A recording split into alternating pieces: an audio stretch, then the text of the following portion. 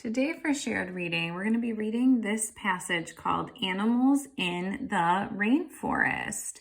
And what I want you to notice is that the skill we're working on today is ask and answer questions.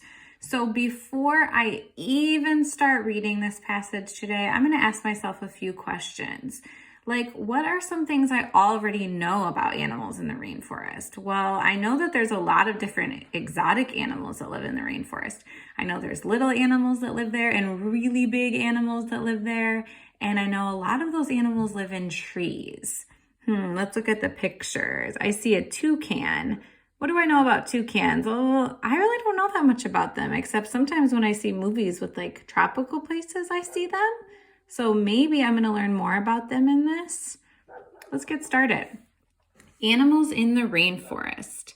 Spiders big enough to eat birds, giant cats and colorful parrots. What do they have in common? All these animals live in the Amazon rainforest. Ooh. An extreme environment. Rainforests are tall, thick forests. They receive a lot of rainfall. The biggest rainfall in the world is in the Amazon. That is an area of South America. It is very hot and wet there. The tops of the trees grow close together. They make a thick, leafy layer called a canopy. So remember, I'm stopping to ask and answer questions. So I might have asked myself the question like, well, what is a canopy? Well, if I go back into the text, it looks like it's a thick and leafy layer where the trees have grown close together. So that's cool. I just learned what a new vocabulary word means.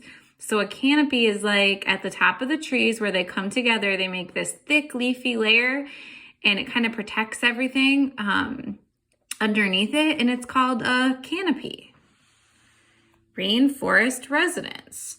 A large variety of plants and animals live in the rainforest. Many species have adapted to live in the harsh environment. They have special features that help them survive.